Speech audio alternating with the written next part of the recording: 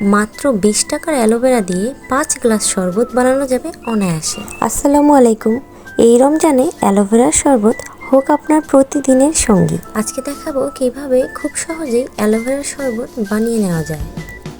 ভিডিওতে দেখতে পাচ্ছেন প্রথমেই অ্যালোভেরার 2 কিনার কেটে নিতে হবে। এরপরে ছুরি দিয়ে এক পাশের বাকল ছিলে নিতে হবে, ঠিক এইভাবে।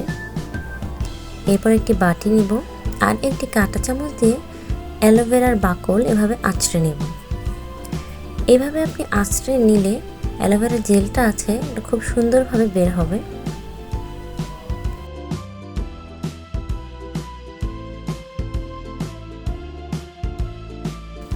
দেখুন আমি কিভাবে পুরোটা জেল বের করে নিয়েছি।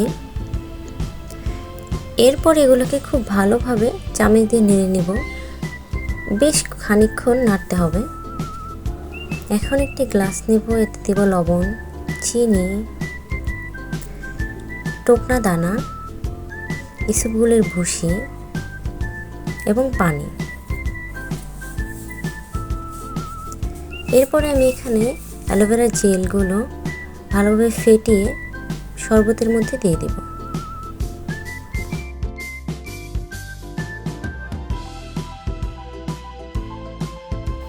একটা লেবু চিপে দিলে শরবতের স্বাদ বেড়ে যাবে দ্বিগুণ।